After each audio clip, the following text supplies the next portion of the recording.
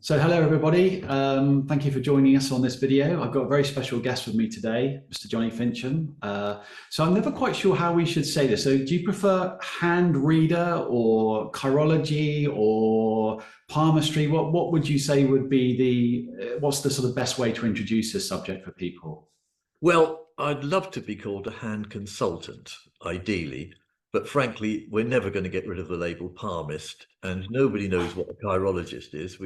I started off calling myself a chirologist, and nearly everybody thinks it's got something to do with the feet. So, I kind of don't use the word chirology because it's nice. It's a nice sort of semi-scientific sort of word. Sounds rather good and sort of, interesting, but nobody knows what on earth it means. So yeah, a sort of hand consultant I see myself as being. And but I'm perfectly happy with the label palmist because everybody knows what a palmist is. And so you could freely label me any way you like, but hand consultant, something along those lines, I'd like to be called. That's what I try to call myself. I mean, having listened to you on previous, I'm quite keen to listen to you on as many other shows that you've done. I've kind of listened to your, as you've gone through the system, and it seems you are really, it's the whole hand that's being considered. It's not really just the palm, it's the shape, it's the contours. Yeah, absolutely.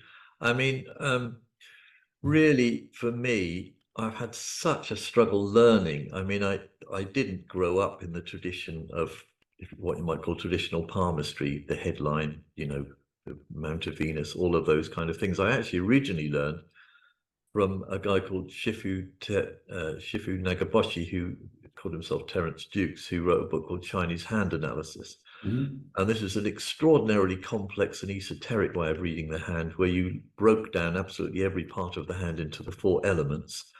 And then you looked at the elements in great depth, and you had to literally sit and stare at a fire for hours. You had to sit and sort of sift earth through your hands and dig holes. You had to stand in wind and air and try to understand the elements in such a profound and incredibly kind of deep way, and then apply that to the hand and say, well, this is an earth hand. And then you analyze the lines, and every line was called some sort of element. So you then broke each line down to four stages of the elements. I mean, it was ridiculously complex. Wow. The earth line, I'll see if I can show you this, the earth line or lifeline as it's traditionally called. Yeah. Break this down into four different levels. So there's the earth line at the water level, reading at the four different levels of the interpretation of water. So fast water, slow water, etc. I mean, it was incredibly complex. So that's how I started off. Nobody, basically, including half the people that learned it, really understood it, but it sort of worked in its way. And then I went from that to traditional palmistry, calling this the finger of Jupiter and this the line and all of the traditional interpretations. And that seemed much simpler. I thought, oh, thank God, something that we understand. And so I worked with that method for quite a while, but then slowly started to realize, well, actually, this doesn't work very well either. So to give you 1,000 examples, in my astrological chart, Mercury is very poorly aspected, and I have very little air, and yet I have an air hand. It's ruled by the element of air. I have very long, thin fingers, and I have a very fine bone hand, and I have a huge finger here of Mercury, as traditionally called. So astrologically, when you apply astrological principles to my hand and talk about my mounts and my traditional palmistry references, it didn't really work. And then I noticed, actually, I'm supposed to be married 3 times with 4 children, and I've never been married, loads and loads of points, and it didn't work. So very slowly and reluctantly, I thought, oh God, I'm going to have to start work, just going to have to work through every single point and see what works and what doesn't. So I came out with my own method, which is really totally unique as far as I know, which sort of uses some of the traditional understanding and a lot of modern psychology. So to give you an example, the index finger here. Yeah. So going through, I tried lots of different metaphors for this finger, because this is the most important finger in palmistry, because its length, its shape, how big the knots are, and particularly the print on it. Yeah. Gives you probably half the information of a whole reading. It's enormously important because it's about yourself. Right. And your sense of self, your sense of responsibility, your sense of values. Enormously important finger. And so I came up with the metaphor initially of the self finger, calling it the finger of self. I thought, well, that doesn't really work. And then I come up with another metaphor, thinking, well, it's the reflective finger. And then eventually I came up with the idea of the mirror finger. I call it the mirror finger. And so I've called it that for the last 25 years because it's about self-reflection and how you see yourself. So to give you a very crude example, if this finger is very short, I'm kind of trying to make my finger falsely short, not really that short. But if it's tiny, you have a very poor self-esteem, you have very poor sense of self-value, you take risks in life, you tend to be much more likely to indulge in self-abuse in the form of drug taking, etc. So you see yourself as very small and unimportant. And when it's big, and I'm trying to exaggerate its size again here to make it look really huge compared to the finger here, then you have a bit of a big old ego. You really think you're rather marvelous. You tend to be very bossy. You're a bit of a control freak. You're extraordinarily concerned with details, and you tend to always want to reflect yourself in a rather magnificent way, and you know, see yourself as being someone rather. So I used all sorts of metaphors to represent parts of the hand and dropped pretty much all of the traditional references. For every finger, I come up with a metaphor, and I started to work a lot with psychologists. Particularly, I worked with a lot of people from the Psychological Institute of Moscow, where you work with people who do a lot of in-depth psychology and then matching their ideas and their findings with particular aspects of the hand. So people that suffer from depression tended to have on this line here, I call the air line, traditionally called the headline, when this plunges down very deeply and is very weak, it tends to make people much more introverted, much more inward looking, much more careful about their whole kind of way they think. They tend to be much more self-enclosed, and they tend to be much more prone to depression, for instance.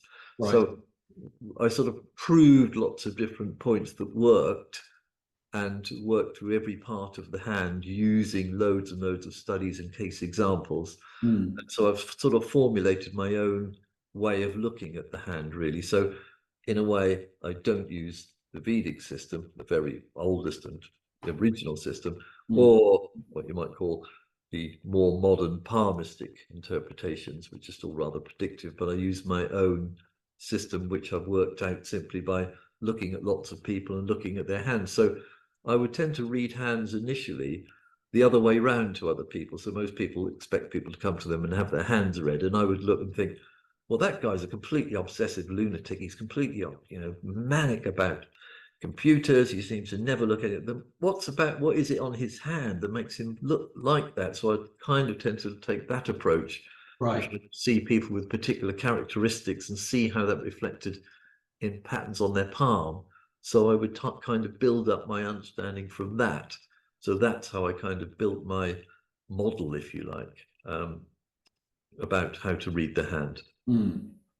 I mean, my background really is I'm interested in Ayurvedic medicine. So this is the sort of traditional indigenous system used in India, and as part of that system, you'd be expected to know some astrology because, for instance, they'll talk about a remedy and they'll say it's good to pick it under an auspicious nakshatra. It's like one of the moon mansions. As the moon moves around its monthly orbital path, there are some places where it's more auspicious to pick or less auspicious, or waxing or waning.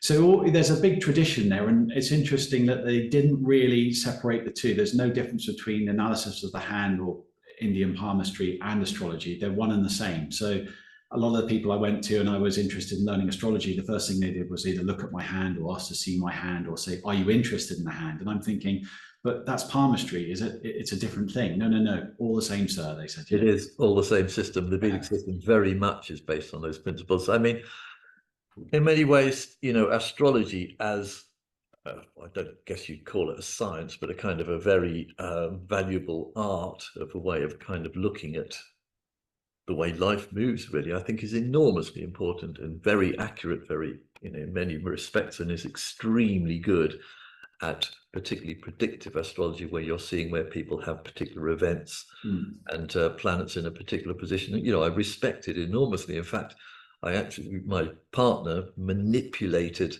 the time that she was having a child, so that the actually would be born under a particular star sign. You know, I take it very seriously. I think astrology is an extremely wonderful art. However, it doesn't really work very well when you apply it to the palm, and I can give you 1,000 examples of that. Because, for instance, in 1450, 1460, this index finger was the finger of Mercury initially. Oh, right. Interesting. There's only that for about 40 years, and they changed it and made it to this finger. Right. Then eventually they set it on this finger, and then this finger became the finger of Mars, because it's about power and it's the one you point to people with, and it's very much about yourself. And then, oh no, then they moved it to the finger of Jupiter. So, you know, when you see those old, I've got some illustrations. We'll sort of go through a slideshow in a little bit. I've got very old sort of medieval palms. So you're saying that that's a fairly, the system we're using now is fairly recent. I mean, if we go back, when were you saying 17, was it, or 1400 you were saying? 1400, the first sort of manuscripts are printed on palmistry. Yeah, the early treatises in the West, where we started to get very interested in it. Right. Up to then it was unknown here, but slowly it sort of, you know, moved here, and after the Enlightenment, people were much more interested in looking at much more exotic ways of understanding life.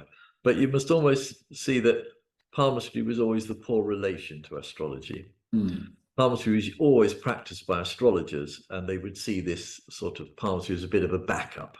So, you know, this is the Venus mount. So, you know, you're looking at the chart and you see this very big Venus aspect. So you check the Venus mount and say, oh, yes, that's big. So, you know, that confirms it. So it's sort of a way of backing up your ideas of the planets. And that's pretty much how it evolved. And then it took on a very strongly predictive aspect, because it was believed for hundreds of years that the lines were unchanged. They didn't move or change or shift. So if your line suddenly had a nasty cross on the end, something bad was going to happen to you, because it took on the same relationship to life as astrology did, where astrology would look and say, yes, you know, life is going to be successful at this particular time. And so the hand took on that same kind of quality. It's the way you would read it. But unfortunately, or fortunately for me, the lines actually change and shift quite a lot in life, and particularly the minor lines and small markings shift, change, and come and go quite quickly. So, for instance, before I went to university, my airline, which is very much to do with the way you conceptualize things, it finished about here. Right. And then it grew and became much longer as I delved and got much more serious about study. And you'll tend to find this, that where people focus their mind and do an in-depth course of study, the line will get a little longer, you know, not enormously, but it will grow by about a Is that because as you get kind of more involved in the project, you're spending more time with a pen in your hand, leaning over a paper and writing, so your hand is more creased, or it just naturally, you know, there's that brain-hand connection, and as the brain gets rewired, the hand is changing in accordance with that? Or, well, to go to the very basic principles, the creases on the lines have got nothing to do with folding or movement of the hands. Okay. Lines are formed before the hand can actually move in the womb. If you have somebody that does an enormous amount of physical work with their hands, you know, a bricklayer, for instance, you're going to expect to see, because these lines are, you know, being formed as they move their hands all the time, but you're going to expect to see thousands of lines. But in fact, you don't see any. A bricklayer will have just a very few thick lines, and that's all. Right, interesting. Where you find somebody like probably you and me, or quite nervy people with a lot going on in our brains, actually the hand will be covered with lots of fine lines, because it shows neural activity, not physical movement. Right. If you were to have, God forbid, ECT or some traumatic brain event, it will immediately show up in your hand. Right, okay. Immediately, within a few days, your hand will start to explode with new lines if something traumatic happened to your brain. So bear in mind, almost a third of the brain's surface is devoted to the hand. So it's fundamentally reflecting what's happening in the brain itself, in the mind, rather than anything to do with movement of the hand. Okay, that's interesting. Yeah.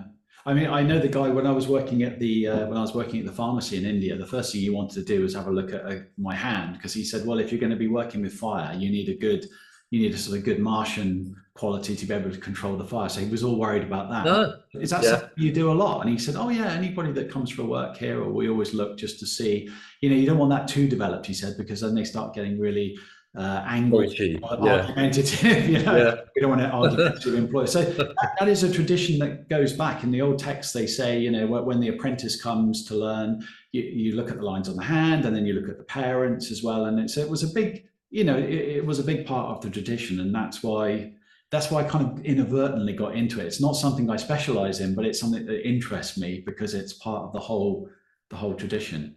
Well, that's still relevant today. I mean, if I was working with, I'm trying to think of an example, because obviously it's a bit of a lonely profession, this, but very often when I'm working, like I worked with some people at a clinic in my local city, and the first thing I did, the manager wanted to take me on, and the first thing I did was say, can I have a quick look at your hand? And I thought, oh God, this person's got really knotty fingers, got an extraordinarily nervy kind of disposition, and I'm not going to work with this person. They're going to be a real fusspot. They're incredibly anal, and I'm just a bit slobbish, and I'm somebody that leaves my room a bit messy, and I sort of turn up 10 minutes late, and I could see that the two of us would not get on. So that's still totally relevant. It's just that I would maybe read the hand in a different way to a Vedic reader would read it, but that's still a very relevant quality. I mean, the hand reflects the person you are, and in many respects, the fixed parts of the hand, obviously the hand shape, the skin texture, the prints, you can't change them. So in many ways, you could still use those old-fashioned terms to say these are karmic markers. These are the karma you have. This is the body you're born into. You can't change it. You can only change, if you like, the tracks of the kind of way you're driving the vehicle. I mean, I often call the fixed part of the hand shape, the skin texture, the print patterns, I often call that the vehicle. This is the car you're driving. That's what you're born into in life. Can't do anything about it, but the lines are the way you're steering and driving that vehicle. Right. And that very much is in your power. Okay. I mean, one thing let's sort of start with the shape of the hand then. So for instance, in the Ayurvedic system, obviously they classify by dosha, which just means imperfection. So you're either predominantly air, predominantly fire, or predominantly water, a bit like the old Galenic, the four. So they like the hand because the hand doesn't really change that much throughout life, and it's a good gauge of, they can sort of place a certain amount of dosha diagnosis by the shape of the hand. So for instance, they're working with the three. So air is going to be like the more elongated, the long fingers, thinner, frail, like a piano player's hands or something. Exactly so, yeah. Fire, a bit more sort of triangular, a bit more pointy, shorter fingers, but quite red, puffy, warm hands. And then the sort of water type would be the big, sort of large, cooler, moist sort of, that would be that. So, that's a 3-element system. So predominantly, how do you categorize hand just by looking at it? What are you looking for as the primary, using a 4-element system, or you've got your... I use the 4-element system. It's relatively easy in the sense that the 4 different types are, when you find them, very easy to spot. But unfortunately, quite a few people are a combination of a couple of elements, and that's where you really need a few years of experience to be able to pick them out. But very crudely speaking, the earth hand is square, very thick, very heavy, very thick boned, short fingers. And when you hold the hand, it just feels very heavy and solid and strong. It has weight, it has gravity. The opposite to that is air hands. So air hands, very long fingers, they're always flapping their hands around like birds' wings. When you pick up the hand, it's big, it's the biggest hand by a long way, but actually it doesn't weigh anything. It's extremely light and bird-like. And it has a square palm with very long fingers, and usually the fingers tend to be quite well spread. They tend to have their fingers spread out as the mind is shooting out in all different directions looking for ideas. Water palms are very narrow, long-fingered. Water hands are much more affected by their environment, much more adaptable than all of the other elements. Water people are very easy to kind of flow and move into new situations, but they are by nature unstable. You might say in many ways earth is the most stable palm, and water is the most unstable. Fire is sort of somewhere in the middle. Fire has a rectangular palm, short fingers, quite a muscular, strong, warm hand. And when you hold fire hands, they do feel warm and kind of lively, like they're enervating energy inside them.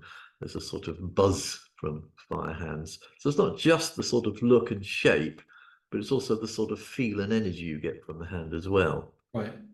But how about nails as well? Do you take nails into consideration? Not in terms of character, no. I do a lot of examination for them for health, because they're very important for health indeed, but not in terms of an elemental classification, no. Because you can get earth hands with broad spatulate nails, you can get, you know, all types of different nail types on an earth hand, or any given element does not connect with a particular nail type. Okay, and so once you've established the primary element or elements, I mean, it's the same in Ayurveda. You're unlikely to get a pure dosha. You'll be a mix of primarily one, secondary another. I mean, you've got three, but there's going to be two that sort of dominate. Is it the same kind? Are you then applying that for humoral analysis to like health issues as well? So if you see a lot of earth in the hand, you'd be thinking, okay, it's going to be more like earthy problems, or like there's more blockages, more weight, more, you know. Yeah, exactly so. I mean, crudely speaking, you know, earth is very prone to stagnation, to blockages, to stiffness. Earth people invariably by their 50s tend to have rheumatic or arthritic problems. The joints stiffen up. Air people tend to be quite neurotic. You know, they're very, very prone to anxiety, nervous diseases, and lung and breathing disorders, which are ruled by air. You know, the lungs tend to be quite weak. Fire people are always having accidents because they're always jumping off the cliffs and leaping into things too quickly, and so they're always getting car crashes and knocking themselves off here and there, and quite prone to sort of muscular strains and tears, and often heart problems. Water people have a very weak immune system, so they pick up infections and are very likely to have allergies, and that tends to be the weakest disposition, the water type. In many ways, the water type is much more prone to the environment they're in. So if they're in a very calm, soothing, supportive environment, they can actually live longer than all of the other elements, but that's rare. Usually they find life rather too harsh and too difficult to place in many ways. In many ways, you've got to bear in mind continents. Groups of people are ruled by elements. So India is ruled by water. There are far more water hands in India. There are temples everywhere. You can sit down and talk to a beggar who has no education whatsoever, and they'll talk and have this wonderful spiritual conversation. They have this tremendous kind of empathy with each other. They don't kill animals. They're not particularly good militarily. They have to be extraordinarily spiritual. So, you know, races are ruled, complete groups of people and countries are ruled by elements as well, and you tend to find a predominant element in a particular culture. That's interesting. I'd never thought of that before. I mean, obviously I've looked at lots of different nationalities and their hands, but I'd never really, I mean, you kind of, there is some element of that. It's like giving a Jyotish reading for an Indian. You know, they've got very different expectations about what the reading will tell them, as opposed to a Westerner. So you kind of factor that in. Oh, well, in many ways, you have to read a fire hand in fiery terms. I know you're having struggles with your career. This is what you need to do. This is the strategy to approach it. You know, you have to be, and with a water person, well, you know, it's all about relationships, and you talk more softly to a water person and you try to kind of connect with them, and deep sense of empathy. And with an air person, you can be very dry and intellectual.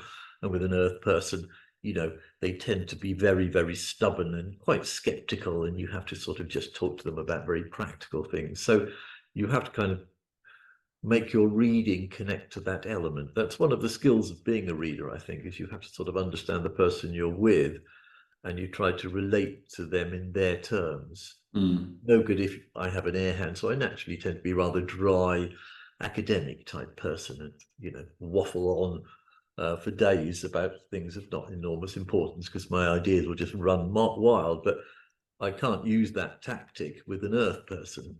You know, they'll come along and how many children am I going to have? Something very simple. You know, they just want to talk about family and kids, and, you know, so you kind of relate to them in an earth way.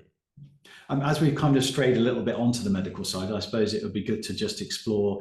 I mean, how about obviously a friend of mine does reflexology, where he's kind of using points on the feet, and he will use hands sometimes. So, is there any of that involved in your work? Would you be integrating any of the kind of? I'm not saying necessarily the reflexology system, but do you see any parts of the hand relating to specifically to organs, and you could sort of say, yeah, very much so. I mean, you got to bear in mind the hand is very much to do with the brain. The feet, I mean, account for only 1/60th part of the brain surface, so they're much more physical. So when you're dealing with points on the feet, you are dealing in a way more with the, if you like, the end of where the meridians are running through the body, and you're dealing with more physical energy. But with the hand, yeah. So for instance, let me try to think of an example. Well, if you think of this line here, which I call the earth line, and it's often called the lifeline, which curves around the mount of the thumb here. Now, this muscle is very much the biggest muscle in the hand because it's to do with the retraction of the thumb. And crudely speaking, if this muscle is big, warm and full and solid, it will tend to mean that person is quite a sort of lusty, fulsome person with good energy and, you know, in a way, a very lively kind of more athletic person. If it's really weak and bony and flat and very flabby, they're not going to be such a robust and lively person. This line which wraps around it rules the gut. Right. Now, babies are born with only half this line, half to 3/4 of this line, and their gut is not complete. It's not actually, because we have such huge heads, we have to be kicked out of the womb too early, so we can't actually do much except wail, suck milk and poo. That's all we can do, so we're extremely helpless. And the gut is not formed, and so in the first year, much more like the first sort of 8 or 9 months, the earth line, this line will grow as the gut matures, grows and develops. Right, okay. When you have this line very weak or broken, if it starts to break up, as it very often do to people in their sort of 60s, as the digestive enzymes, the level of digestive and gastric juices tends to decrease by half between the ages of 40 and 60, you start to get little holes and lines in this area, and you start to get gut problems. Right, okay. Yeah, I mean, looking at it again from an Ayurvedic perspective, I mean, the fire, your digestive fire that you're born with, really is going to set the stage about how kind of your immunity is going to function, how long you're going to live, you know, how much, whether you're going to process food correctly and not produce too much waste. So that will all, you know, that will just sort of determine your aging process. So that makes a lot of sense that, you know, this area is feeling so strong, and that line would be really well formed, because this would be Ayu Rekha, and Ayu means life. So if the so if the lifeline is, or also it's Pitru Rekha, it's to do with the father as well. You know, you've inherited the sort of the power or the strength from the father. And if that line is well formed, so there's a nice little cross. I'm sort of listening, saying, and I'm doing a little interpretation in my own head about what I understand of it, because I'm obviously having to learn your kind of new terminology and new take on it as well. Well, you know, I'm sure there'll be lots of areas where we would actually completely agree and cross-reference. You know, I mean, this is actually called, because the hand is split into 4 squares, 4 quadrants, and this part is called the home, the family, and the body quadrant. It rules home, family, and body. Okay. Obviously, if this line is very weak, and unfortunately, because we have extraordinarily good medicine in the West, and we tend to have extraordinarily good life support, and if you are unemployed, you know, you're going to get support. Loads and loads of people with very weak earth lines that can't support themselves are wandering around complaining about their chilblains being supported, etc. But you find that very rarely in tough countries like India. I mean, I've been to India, I've been to Russia, I've been to South America. Particularly in South America, people with this line very weak simply don't survive. There's not support systems there, and particularly amongst the native peoples, everybody has an enormous great fat mount here and an enormous line, or they're dead. They're either fit or dead, you know. So, you know, it is enormously important, and it does very much relate to, if you like, the family, the inheritance, your inherited sort of strength and health and robustness, and the line particularly is going to show you when problems are occurring, because it can easily deteriorate, but it can also get stronger. Mine used to be very weak, Yeah. Used to be very faint in the middle here and sort of fade out. And I've spent, well, 30 years, easily 30 years doing yoga, eating well, particularly trying to keep extremely regular habits, trying to go to bed at the same time. Being an airy person, I'll happily read and study till 4 in the morning if I'm not careful. So I've developed a much better earth line through, if you like, positive reinforcement. Okay. So, you know, if you do happen to have, if you like, a poor mount here and a poor line, as I did, you can actually build it. It's going to take years. Yeah. We live in a world where, you know, just take these 2 pills and start eating, you know, sliced cucumber in a couple of weeks, you know, and it just, unfortunately, the hand shows us that things change really slowly. It really does. You know, true personal change takes a long time.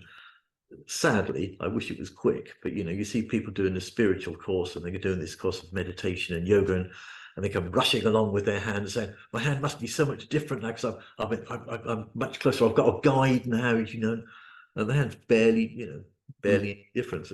10 years down the road, you know, actually you might see some serious transformation taking place, but you are talking years, you know, to really change the major lines. Particularly, it takes a long time.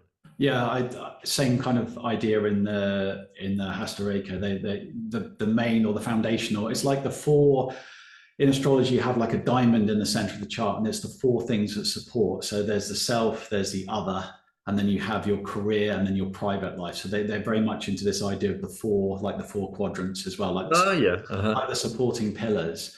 So, you know, I see some sort of connection there. But as you've kind of moved into the areas of lines now, let's maybe just talk a little bit about that. So obviously, those are the things that you're going to, you know, the primary lines are what are going to leap out, is get onto the secondaries. But so in terms of those, do you want to just walk us through how you would interpret those 4 primary? Yeah, I'll just see if I've got a pen handy, because I just want to probably need to emphasize my lines a little bit so you can see them. The video is pretty good. It's not bad. Can you see them okay? Yeah, okay. It's pretty good, yeah.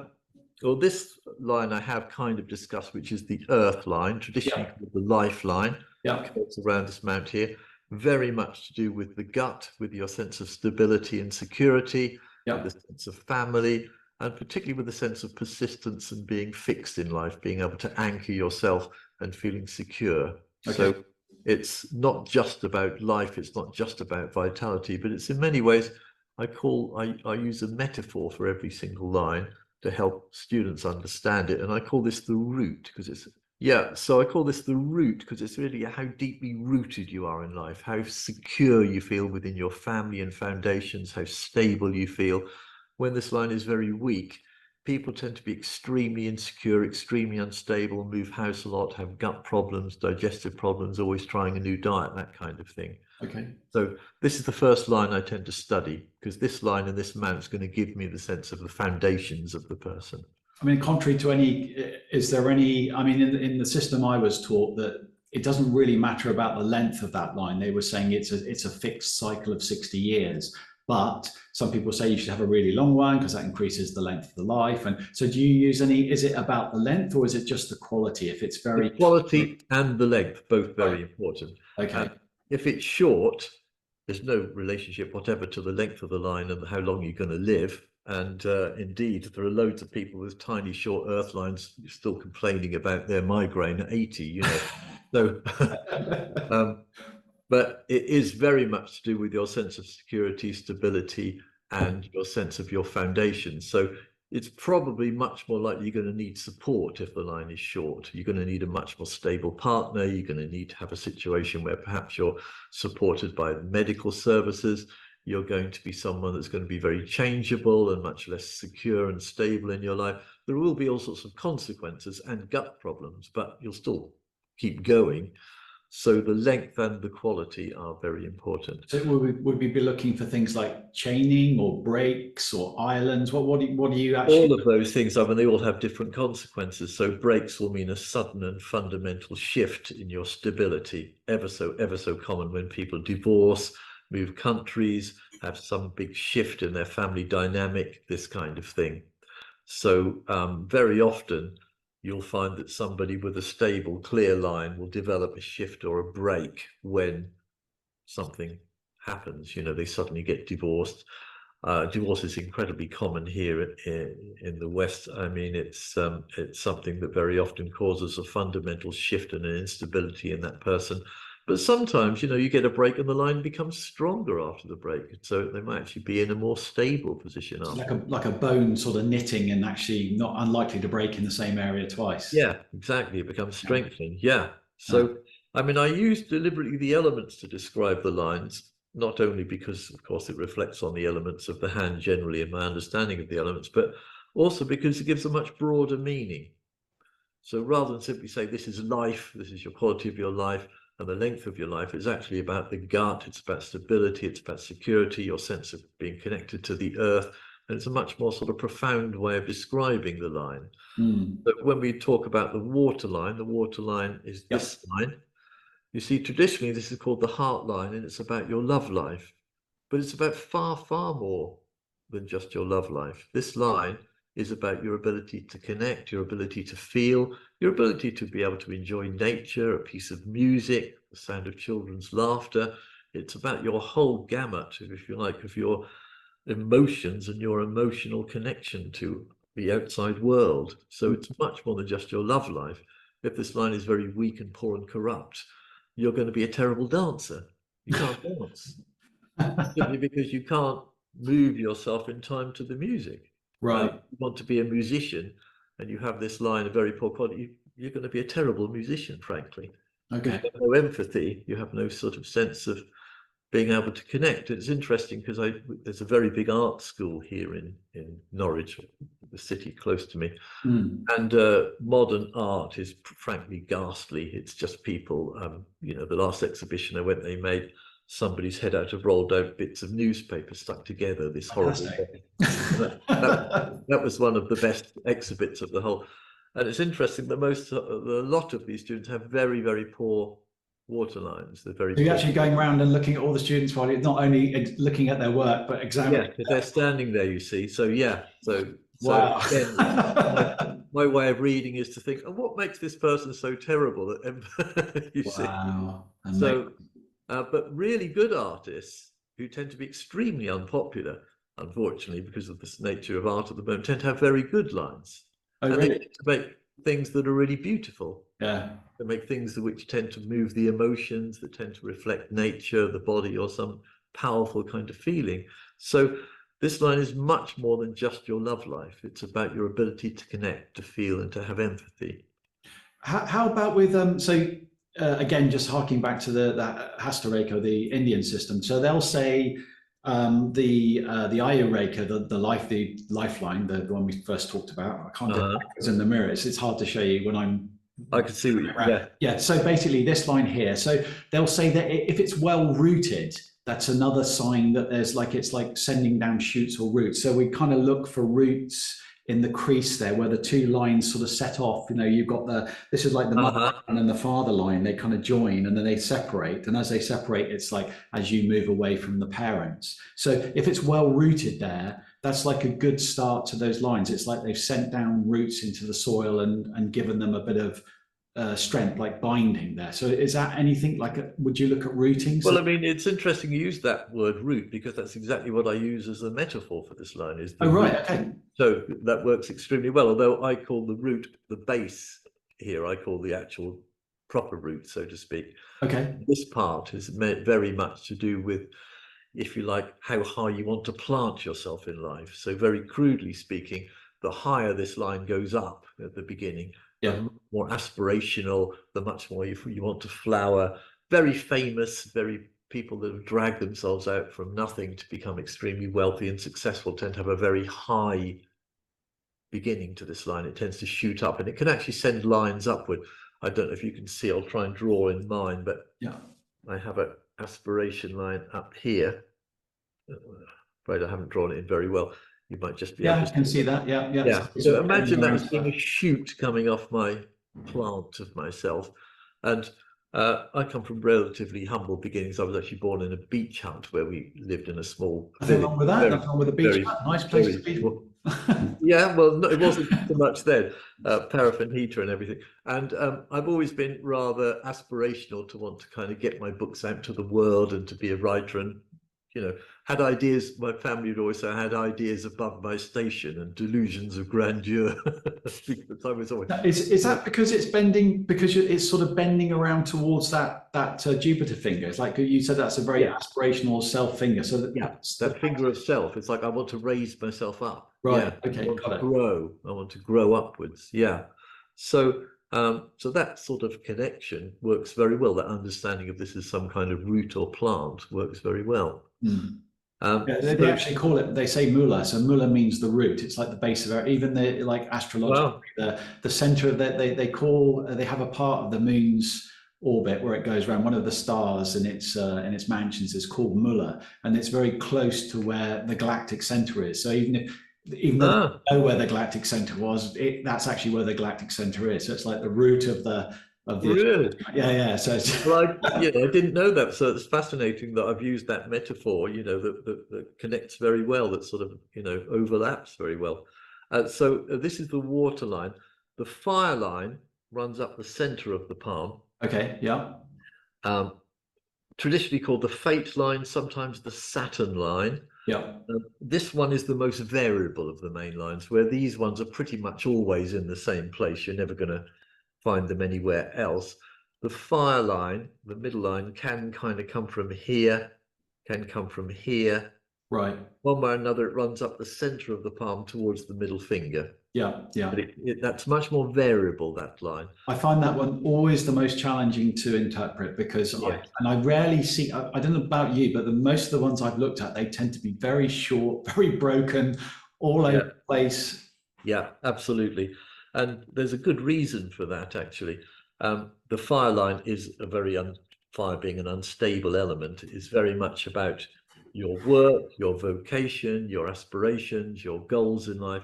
And it's very much to do with what you're aiming for and where you're going. And it's enormously important in terms of your sense of yourself and, in a way, your goals and in a way, your sense of your character, who you are and what you really want in life.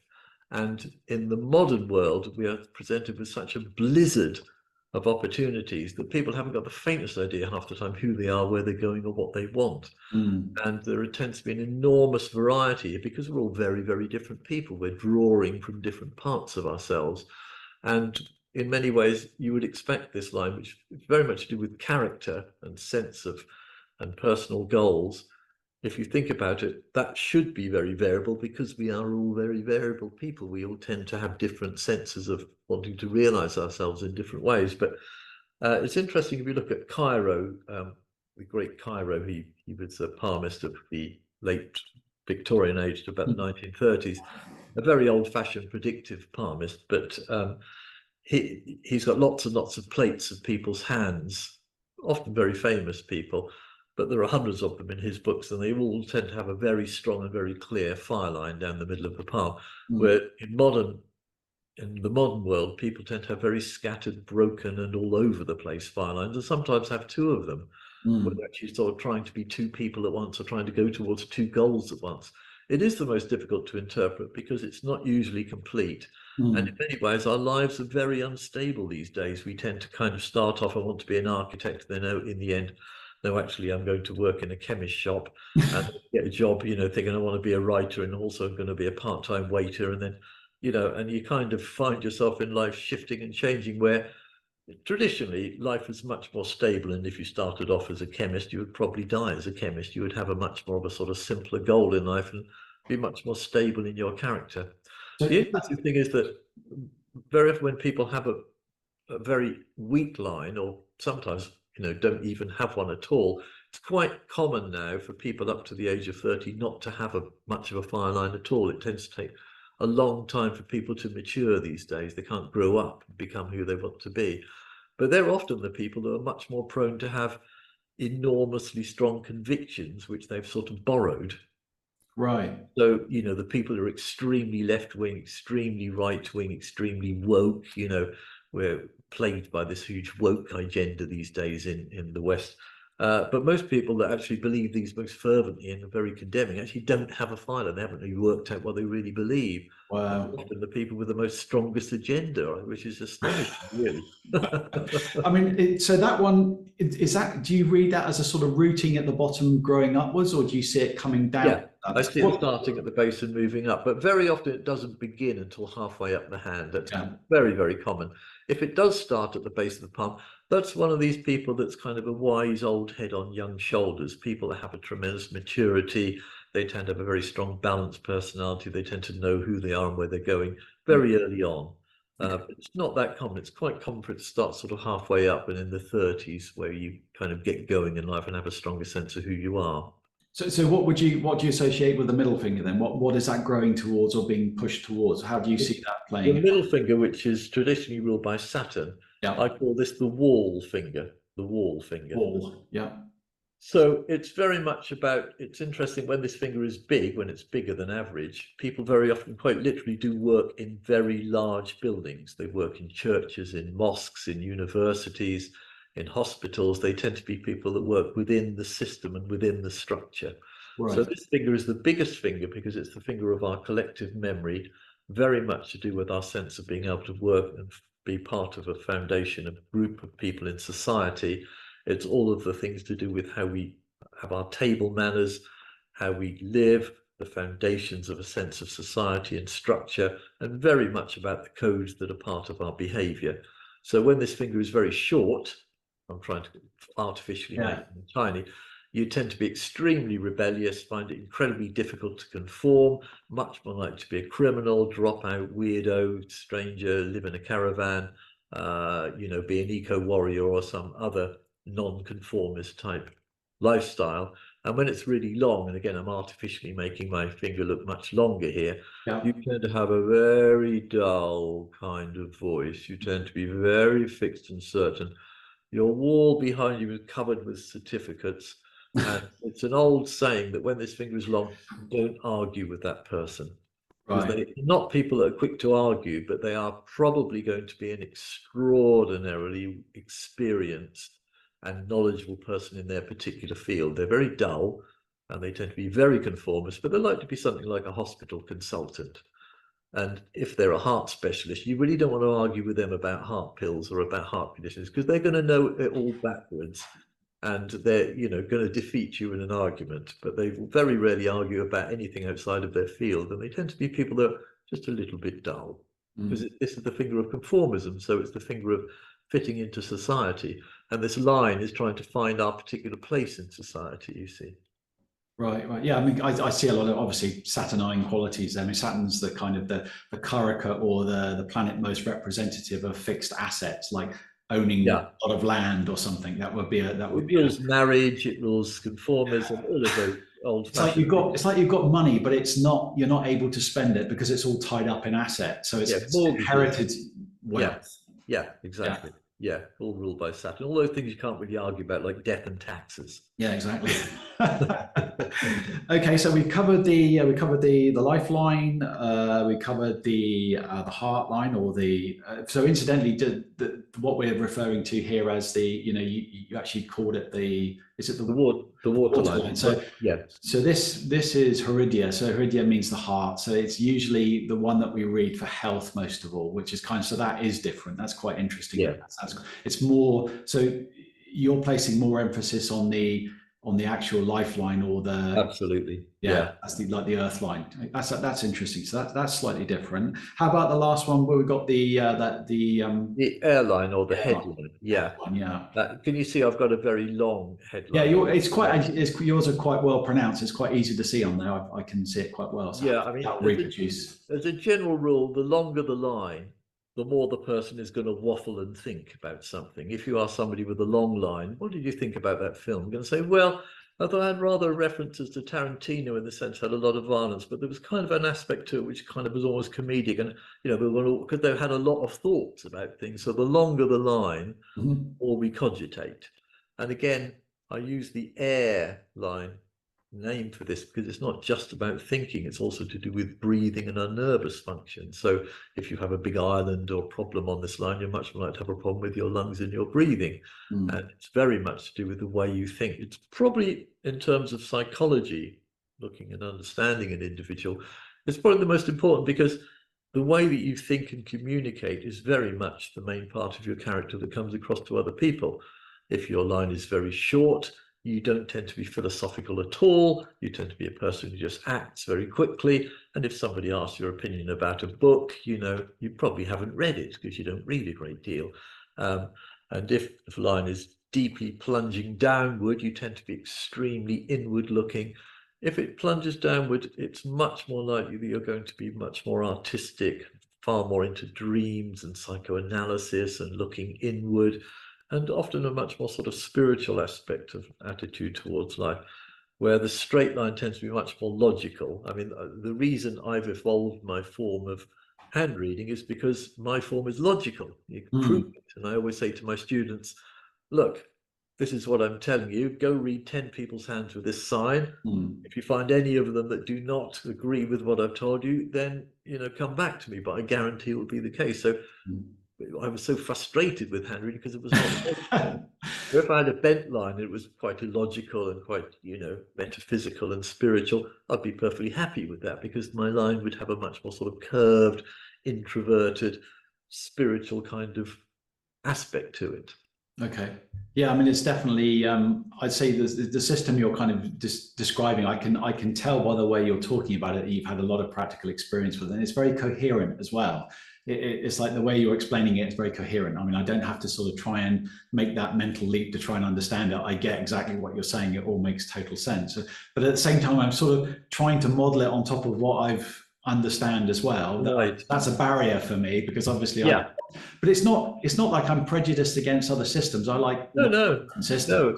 But I mean, you know, I would, you know, I looked at the Vedic system, and if it worked for me and it was, you know, with my straight, long, logical airline, I would be very happy to adapt it. But I thought, oh my God, the conch shell and the weird star of this. Yeah, I wanted to ask you about God, this is just, you know, this is just nonsense. So I'm afraid with me, I sort of found the conch shell here and I found the star there, and I thought, well, this person has not had this particular experience, and so I'm afraid this isn't working. So for me, you know, I didn't follow that particular path, but, you know, but again, that's my particular view and the way that it works. I mean, I think when you're looking for signs, you are going back to the old predictive aspect of palmistry, very much linked to its astrological roots, and the sense of it being in a way a poor relation to astrology, and having a sense of, well, astrological prediction says this, and let's see if the hand gives us, you know, another sign to indicate this is going to happen.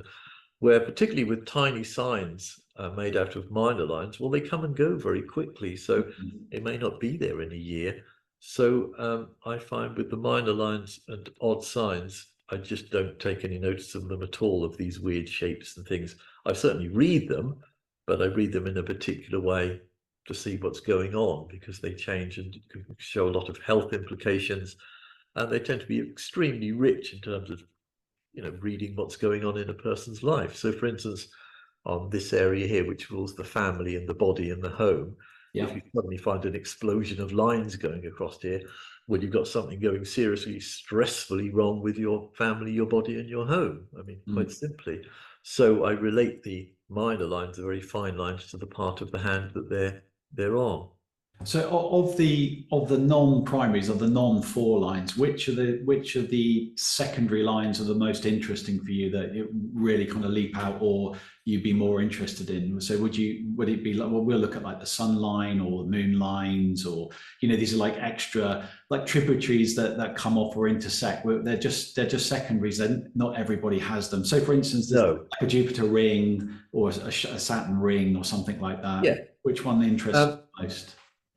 They're all fascinating, interesting, and important, but a couple of points I would make very, very clear straight from the start. A minor line should never be stronger than a major line. If all your major lines are weaker than a particular minor line, something's seriously wrong, psychologically and physically. You're seriously out of balance, because all of your energy or your life force is in some part of your life, often to do with health, which is taking up and sucking up all of your life force and energy, and that's not good. Okay. That's the first thing.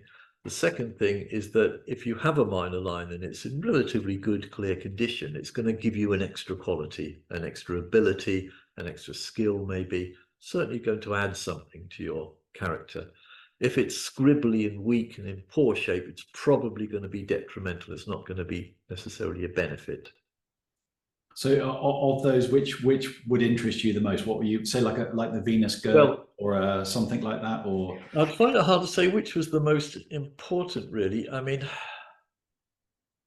probably I would say what is important is where a major line feeds into a minor line. If a major line feeds into a minor line, then that's where that energy is going, and that's really important. So, you know, I could give you 100 examples, but say, for instance, do you have the teacher's square? Do you have squares, teacher's squares? I mean, like 3 sides of a square on there, not complete, but 3 sides, that's enough to give you a very strong nuance of being somebody who wants to teach and to educate and to show people the way. So that will do. But say your water line, the ending of it fed into that teacher's square. Yeah, a little bit, yeah.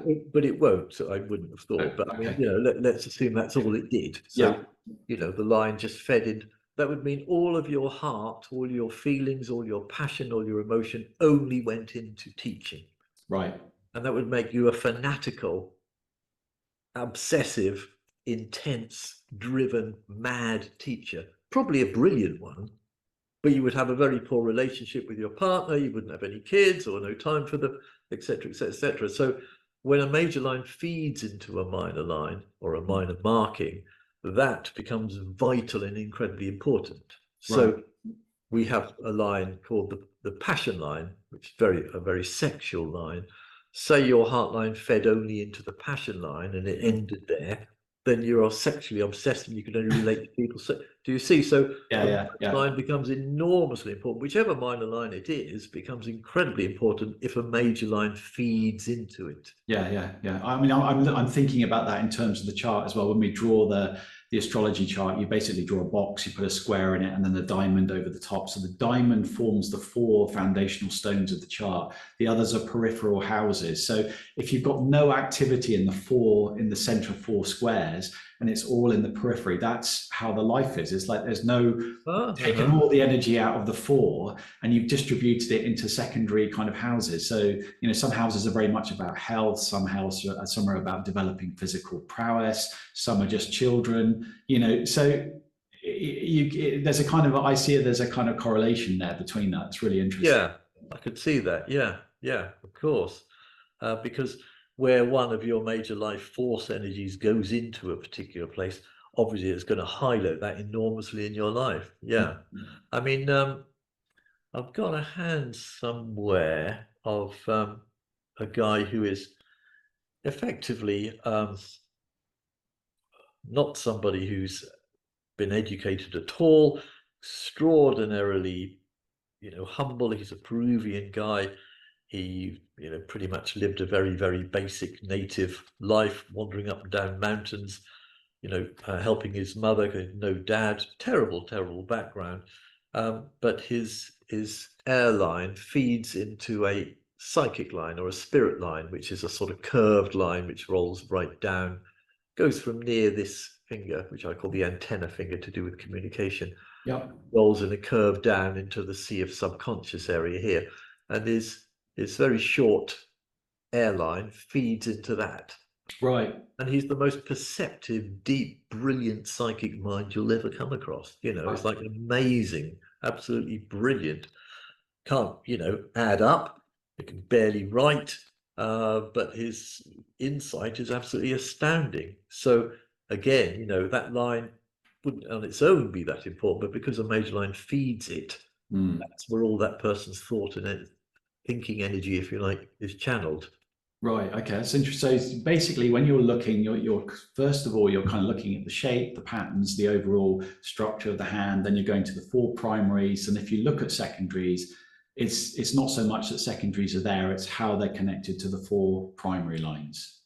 Am I right? Yeah, I mean, I should say that I read a hand in 10 stages. It's a long old business. The shortest I can do a reading is an hour, and ideally I need 2 hours. It's, you know, it's not a short business, but basically first is the elemental shape of the hand, then the skin texture. The skin texture is very strongly related to your sensitivity of your central nervous system. The finer the skin, then the more complex your central nervous system tends to be. So that's very important, just the quality of the skin, how thick the ridges of it are and how fine and multiple the lines are. That's the second thing. Then I look at the fingers, the length of the fingers, how stiff the fingers are, whether they're knotty or not, and then the fingerprints, which are very important. And only then, after I've done all that, do I go on to the lines, Right, right. the minor lines, and then I do a summary of all of those at the end. So it's, you know, quite a complex business. One thing I really wanted to, one thing that intrigued me a lot was the fingerprints, because in the Vedic system, obviously they give 4 categories, and 2 of those are virtually the same. So they're looking at first of all, what they call a conch or a shankar. It means like a conch shell. So what would be a loop? Okay. There's a kalasha, which just means a kalasha is like a temple or a pot that you use to do pujas with. So that would be like a tent. And then the other 2 are basically some type of world. You have like a peacock feather.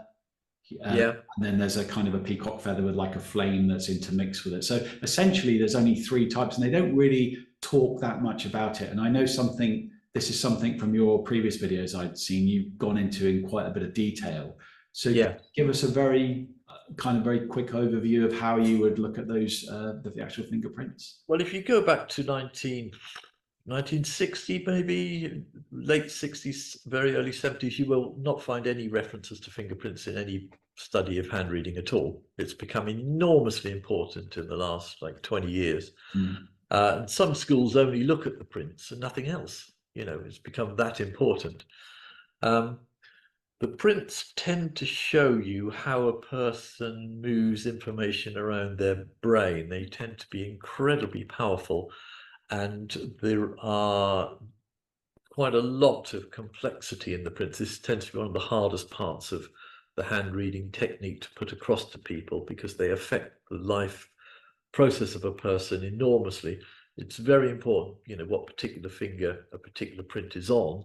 So you've not only got the different types of prints, but it affects somebody if it's on one finger, then it's on another one. But crudely speaking, the prints tend to tell us very much about your behavior because of the way you tend to think in a particular area of your mind. So to give you a very simple example, whorls, which are like a target, like a little circle within a circle within a circle.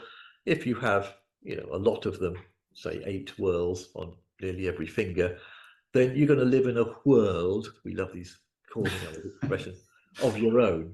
Yeah. You're not going to like crowds. You're going to be very self-referencing in all relationships. Even if you have 4 kids, you're going to spend an enormous amount of time on your own. You are somebody that's extremely individual. You have no sense of a crowd consciousness at all.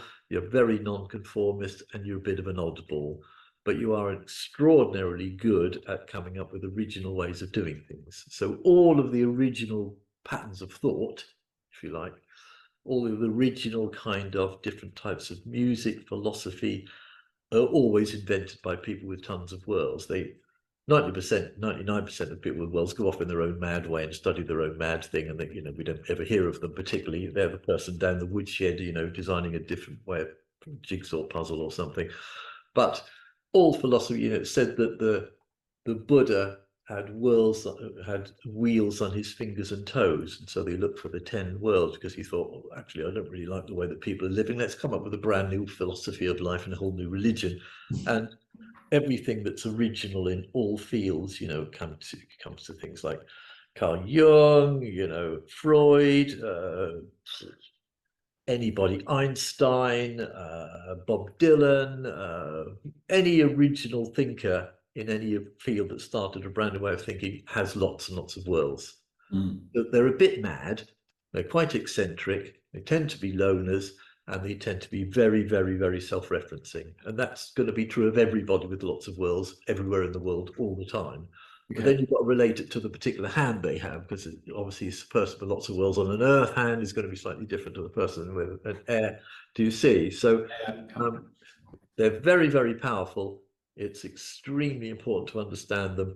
They're quite the principles of the way the fingerprints work is always sort of being enlarged slowly. I mean, there are a couple of schools that rather ridiculously look at the world, look at the print patterns and just see this is everything and this is your life purpose because you've got 9 whorls and 2 loops or something, which is nonsense. But it's very important to see they are going to affect your life very powerfully. So there is a pattern called a radial loop, which is I think you said the conch shell, which forms the loop. Did you say? Yeah, It's very common, but sometimes this is the wrong way round. Right. 95% of the time it comes up like this, curls and go back down again.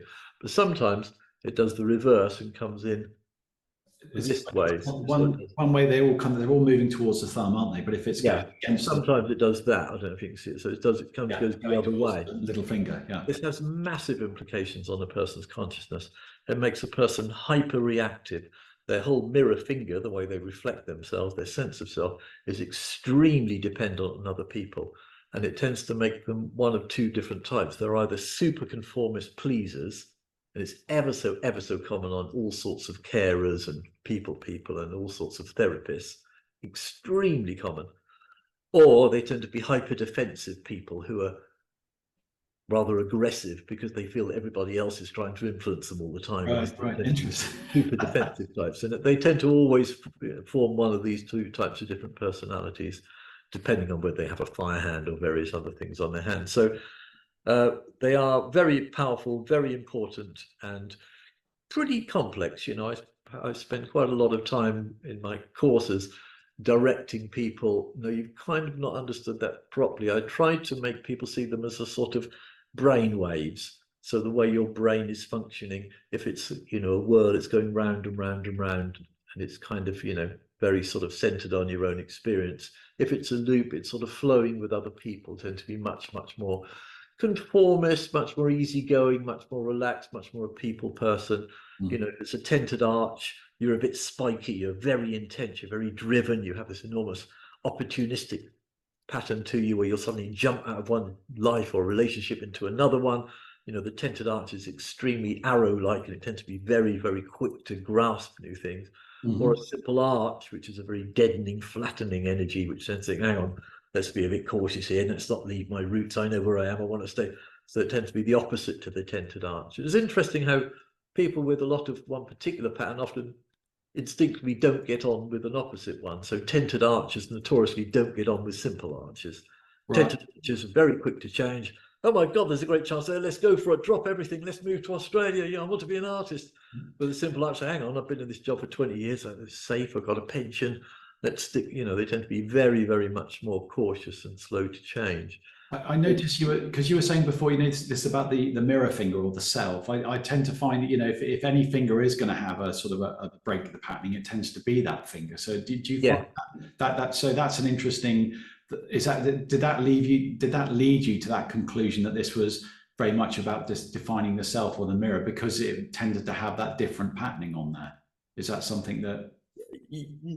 Not that in itself, but you're certainly right. The one that's the most varied and is going to have the most variance of prints on is the index finger by a mile. But simple things like if this finger is bent, you know, immediately that person is much more likely to bend towards, you know, trying to pleasing people, being a bit more conformist, want to be, you know, not really display themselves, more secretive, that kind of thing. There are loads of qualities of this finger that make it very obvious that it's about yourself, but particularly the size of it. You know, there's absolutely no doubt that people with this finger short have a very small measure of themselves, etc. That's sort of well established. But yes, the print on it, on that finger, is by far the most important one. I just thought something really quickly when we were talking about the loop, which is the shanka, the shell. So they say in Ayurveda, they make medicine from those shells. They're specially boiled in liquids, and then they're calcined and turned into an ash, and then the ash is then into medicines. But they say, you know, in nature, they almost always go the same way. But if you find one that's going the opposite way, it's like highly auspicious, or it becomes super potent medicine. So it's almost like, you know, if the shanka is going the different way on the finger, it's I see a quick connection there, which is quite interesting. Well, there's a connection with medicine in the sense that I worked for Neal's Yard, which is quite a big sort of alternative therapist sort of chain here in Britain.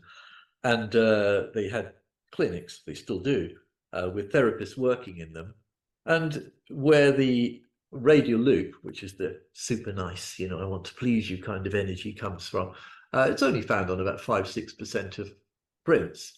But well over half, 60, nearly 70% of people had a radial loop that were therapists. Right. It has a it's even called a healer's loop sometimes. So there is, you know, in a sense, a sort of, you could make a connection between that and this sort of special powers of this wrong way round loop, if you like, or this wrong way round sort of this special conch shell. Wow. Yeah. So that's been absolutely amazing. Thank you ever so much for doing this. I really appreciate you taking the time to come and talk to us about this. It's just I think it's an important thing to let people know that there are, you know, there are other things happening in palmistry or chirology, or however you want to, hand analysis, however you like to refer to it. And it was just really, I'd just like to really introduce what you're doing and hope people avail themselves of your services. I'll put up at the end of this video all the connections. You know, you're kind of, I know you've got an Instagram page, you have a course available, you have lots of books. I'll show all those on the screen at the end. And please, if anybody's looking at this, you know, check those out. They're all highly worth having and reading. So, and your course, obviously, you're teaching people all this to a much greater depth than we've discussed today. Yeah, I do a 20-week course. I only do 2 of them a year. And over those 20 weeks, I only actually take 20 people on because you need a lot of individual attention. But a lot of those do go on to become serious and professional hand readers. So I'm thinking before I depart this earth and fly away, I want to sort of leave a legacy of, because I have my own system, I want to pass that on to as many people as possible so it perpetuates, because, you know, I feel it's powerful and important. Would that be in person, or do you do that over? Is that all kind of over? It's all online, but I personally mark and work with each individual so that, you know, they bounce stuff backwards and forwards. And, you know, I will reluctantly take phone calls when they sort of get in themselves in a right mess. Then I'll sort of, you know, try and talk them through whatever it is the issue is.